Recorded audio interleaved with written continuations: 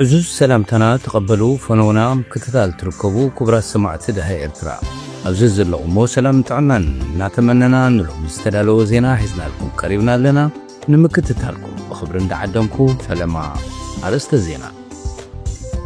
برزيدنت إسياس أفوركي أبدبس زنبرو تسانيت بزملكت مس غازيتኛታት ቴሌቪዥን ውሽጥ ሃገር ቃለ መሕተት አካሂዱ ንነፍስና ክንከላኸል ንኽእል ነርና ኢና ግን ኣይገበርናዮም ከበለ ብርጋዴር ጀነራል ተኽላይ ኪዳነ ተዛሪቡ ኣብ ፕሪቶሪያ በተካል እምበር ውልቀ ሰብ ዝተፈረመ ስምምዕ ከምዘየለ ዶክተር ደብረጽዮን ገብረ ሚካኤል ገሊጹ رئيس ختم كارتوم بسبع البونفرت 5 تقعد صبصبات حبيرون كويس اجري ملكت سلامن حدنتني قبل بريزيدنت صوماليا غليصو وانا اكايدي سرعت تسلا ايلون ماسك كبره وسن زحزه 1 تريليون دولار مقشش وهوي ارستاتيهم كسم تنيهم زرزراتو يسال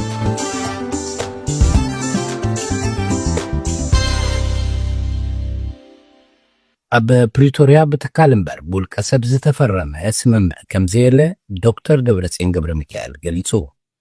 ካብ ሚድያ ሪሒቑ ዝጸንሐ ኣቦ ወንበር ሕወሓት ዶክተር ደብረጽዮን ገብረ ሚካኤል ሎሚ ምስታ ልሳን ሕወሓት ዝኾነት ወይን ቃለ መሕተት ኣካይዱ ኣብቲ ቃለ መሕተት ስምምዕ ፕሪቶሪያ ከም ሓባራዊ ስምምዕ ከም ዝተፈረመ ድሕሪ ምግላጽ እቲ ሓባራዊ ስምምዕ ንውድብን ፌደራልን ንምግላጽ ከም ዝተጠቕመሉን ከም ውልቀ ሰብ ዝተፈረመ ስምምዕ ከም ዘየለውን ኣፍሊጡ እዚ ከምዚ ኢሉ እንከሎ ሕወሓት ሎሚ ኣብ ዘውፅኦ መግለጺ መንግስቲ ኢትዮጵያ ንውዕል ፕሪቶሪያ ብግልፂ ከም ዝተሓሰ ኣፍሊጡ ነዚ ኣብነት መንግስቲ ናይ ድሮን መጥቃዕቲ ኣካይዱ ዝበለ ሕወሓት ፌደራላዊ መንግስቲ ንኩሉ ፍልልያት ብሰላማውን ፖለቲካውን ዘተ ምፍታሕ ዘለዎ ግዴታ ክፍጽም ካብዚ ናይ ክፍኣት ተግባር ክቆጠብ ኣጠንቂቑ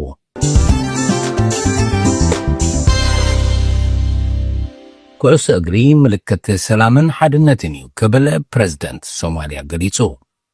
وددر كويس اجري زوبا صوماليا باندا ويون بريمير ليج صوماليا تمالي اب ستاديوم مقدشو تزازيمو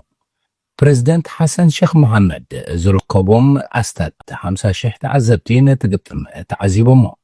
ات بريزيدنت تحرت صوتا ابزس مدري ام مقدشو سورز سدده ጸጥታዊ ጸገማት ከም ዘሎን ኩዕሶ እግሪ ግን ዓብ ምልክት ሰላምን ሓድነትን ምዃኑ ገሊጹ ኣብዚ ስቴድዮም ዝተኣከበ ህዝቢ ነዚ ምስክር ይኽብል እውን ደጊሙ ገሊጹ ብተወሳኺ ኩዕሶ እግሪ ሓድነት ህዝቢ ሶማሌ ዘጠናኽርን ህዝቢ ንኩዕሶ እግሪ ዘለዎ ኣኽብሮትን ስነ ስርዓትን ንሲቪካዊ ተሳትፎ ክጥቀመሉ ከም ዘተባብዕ እቲ ፕሬዝደንት ገሊጹ ኣብ መወዳእታ ኣብ መደርኡ መንእስያት ኣብዚ ዘርኣይዎ ንጡፍ ተሳትፎ ኣብዚ መጽእ ከባቢያዊ ምርጫ ንኽሳተፉ እውን ኣተሓሳሲቡ ዋና ኣካይዲ ስራሕቲ ቴስላ ኢሎን ማስክ ክብረ ወሰን ዝሓዘ 1 ትሪልዮን ዶላር ምቁሽሽ ክወሃቦ እዩ ወነንቲ ቴስላ ማስክ ንዝቐመጦ ሸቶታት እንድሕሪ ዓዊቱ ነዚ ምቁሽሽ ክወሃቦ ንዝቐረበ እማመ ኣጽዲቖምሉ ኣለዉ እዚ እማመ ብ75 ሚእታዊ ድምፂ ዝጸደቐ ኮይኑ ተሳተፍቲ ኣብቲ ብሓሙስ ዝተኻየደ ዓመታዊ ኣኼባ ተስላ ብድሙቕ ድጋፎም ገሊፆም እቲ ቁጥሪ ሓደ ሃብታም ዓለምና ዝኾነ ማስክ ኣብ ዝቕፅል 10 ዓመታት ንጠቕላላ ዋጋ ናይቲ መፍረዪ ኤሌክትሪክ መኪና ተስላ ኣዝዩ ክበርኾ ትፅቢት ይግበር ኢሎን ማስክ እዝን ካልእን ሸቶታት ምስ ዝዕውት ድማ ብኣማይት ሚልዮናት ዝቑፀር ኣክስዮናት ክሽለም እዩ ቦርድ ተስላ እዚ እማመ እንተዘየጽሊቑሉ ማስክ ነቲ ኩባንያ ረሓሒዎ ክወፅእ ከም ዝኽእል ምግላጹ ይዝከር ቻይና ሓዳሽ ተወሳኺት ዓባይ መርከብ ሓይሊ ባሕሪ ሰሪሓ እታ ኣፍሃጅያን ዝብል መፀውዒ ተዋሂባ ዘሎ ነፈርቲ ኩናት ትፅዕን ዓርሞሸሽ ወታደራዊት መርከብ እታ ሃገር ካብ ዝሰርሓተን ካልኦት ክልተ ተመሳሰልቲ መራኸብ እታ ዝማዕበለት ምዃና ተፈሊጡሎ እታ ፕሬዝደንት ሺ ጂንፒንግ መሪቑ ንስራሕ ዘዋፈራ መርከብ ልዕሊ ፍጥነት ዘለዋ ነፈርቲ ከነፍራን ዝሕግዝን መሳርሒ ዝወነነት እያ ቤጂንግ ምስ ኣሜሪካ ዘለዋ ወታደራዊ ጋግ ንምፅባብ ዓብዪ ወፍሪ ክትገበር ምፅንሓ ይፍለጥ رئيس ختم كارتوم بسبع البونفرت 5 تقعت بسبات عبيرون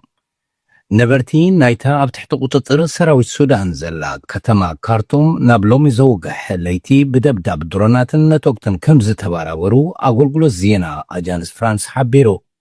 اتمت كعتي حالتات دعمل سريع مقرات توسخو قبرو قربات مخانوم متمالي دهر مقلات أمي تفتي مزولو حبرات هجرات تابل علم مرح سوريا أمبيرو زتصنح قدا خمزة الحلو أفليتو بايتو تصدقانا يتودب نت بأمريكا زغرب بمدقاف قبل علتي أبزمت سومون مز بريزيدنت دونالد ترامب نمزراب نواشنطن كبت سحت سميت زقبرو لزولو بريزيدنت سوريا أحمد الشارع زتصنح معقب كل عالوسين اللو اتقدا الشارع مرحلايتي كمثال كعدار كب زنبرو سلاما وجله حياة تحرير الشام أبزنبرو الأوان زتوسنو اللينيرو مرحت عالم بزعبا كلمة ولوطن سعبيناتون نمزرراب ناب برازيليات ولو أبتي أب كبابي دور أمازون أبتركب كتما بلم زكاد زلو على كلمة كوب 3 مرحتي كند بكلت زغون هاجرات هندي روسيا أمريكا تشاينا كم مستاف عدمو علوم أغلبو بزحات سيعبولو اتو علامة أنا بكال مرزامات غازات بمغدال نت سقات فتيرو زلو متنوعي بلانيت مدرين مكوتصار زعلمي بريزيدنت إسياس أفوركي أبقبس زنبرو تسانيت بزملكت مس غازيتانياتات تلفزيون وشتا هاجر قال محتت أكايدو أمتو قال محتتو مس بريزيدنت قبسي عبد الفتاح السيسي زغور وركب أبكلت أوي قدايات رعز تعتر زي كونان هزبتات زوبانان كبابينان أفريكان زملكت قدايات ونكم زتي قليتو حبراوي استراتيجي أرداد أنا أبوكت أنوات متستاو زي مرقاق أبكينات كومون كمي جيرنا وتينا نشقراتنا مفتحين رغبولو زبل مسارات زقبر مخانو حبيرو أبزو قداينا حبار مدباتنا المتكبارز حقوزو قدما غنات متنقار كم زكايدو ونهافليتو نزر الديت معوات ما قتال تحرهم زدليز وتسرح كبير مخانو زترسات بريزيدنت أمونغو خلتين هاقرات زقبر من مخار قتل مخانو أبريو إسياس بزعبا قداي سودان زقوربالو حتو سودان زوانا عبب الدهو مخانا متأتتاو سودان نتتسقم مفتاح قتال مخانو قليتو اتزربلو خينات هدد سودان يخون انبر اتخون النت بانصاري يزبلت بريزيدنت سودان زقات اما شرحن حقوق ورارم مخانو حبيرو سوداناوያን ድሕርቲ ለውጢ መሰጋገሪ ፍኖተ ካርታ ከዳልጉ ይኽእሉ ነይሮም እዮም ክብል እቲ ፕረዚደንት ናይ ወፃኢ ምትእትታው ግን ነቲ መስርዕ ምስግጋር ከም ዝሓላልኾን ሱዳን ናብ ውግእን ሽግርን ከም ዘብፅሓ ገሊጹ ብዛዕባ ቀይሕ ባሕሪ እውን ተሓቲቱ ነዚ ጉዳይ ንምዝታይ ግዜ ከም ዝወስድ ድሕሪ ምግላፅ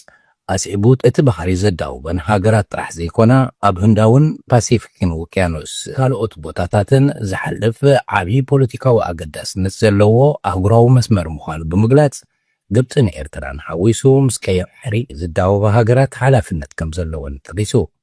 መንግስቲ ኤርትራ ነዚ ዕላማ ቅድሚ ሕጂ እውን ዘቕረቦ 12 ነጥብታት ምንባሩ ኣዘኻኺሩ እዞም ነጥብታት ቀይሕ ባሕሪ ንኹለን ሃገራት ከገልግል ከም ዝገብር ኣብርሂቡ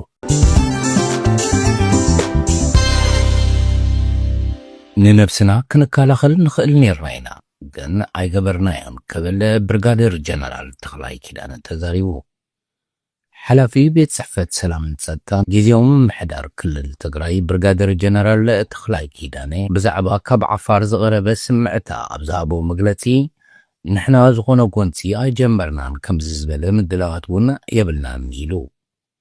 እቲ ጀነራል በአንጻሩ ሓይልታት ዓፋርን ሓይልታት ሓራ መሬትን ብተደጋጋሚ ምትኹታኻት ይገብሩልና እዮም ክብል ከሲሱ ኣብ ክልል ዓፋር ዝርከቦ ሓይልታት ሓራ መሬት ምስ ዓፋር ብምልፋን ብተደጋጋሚ ኣብ ዝተፈላለየ ቦታታት መጥቃዕቲ ከም ዘካየዱ እውን ከሲሱ ቀፂሉ እዞም መጥቃዕትታት ተገይሩሎም ዝበሃሉ ዘለዉ ቦታታት ንኣብነት ብሰንበት ኣብ ገረብ ኣጎላ ደርባ ኣብ ዝተባሃለ ከባቢታት መጥቃዕቲ ከም ዝተፈጸመ ዘፍለጠ ጀነራል ተኽላይ ብጭቡጥ ፍሉያት ሓይልታት ዓፋር ንገለ ከባቢታት ትግራይ ከም ዝሓዙ ንፈልጥ ኢና እንተኾነ ግጭት ስለ ዘይንደሊ ነቲ ጉዳይ ንህዝብና ክነረድእ መሪፅና ኣለና ኢሉ ጊዜያዊ ምምሕዳር ነብሱ ናይ ምክልኻል ስጉምትታት ከም ዘይወሰደ ዝገለጸ እቲ ጀነራል ንነብስና ክንከላኸል ንኽእል ነርና ኢና ግን ኣይገበርናዮን ስምምዕ ፕሪቶርያ ክሳብ ዝፈርስ ንምኽባሩ ቃል ከም ዝኣተወ እውን ኣፍሊጡ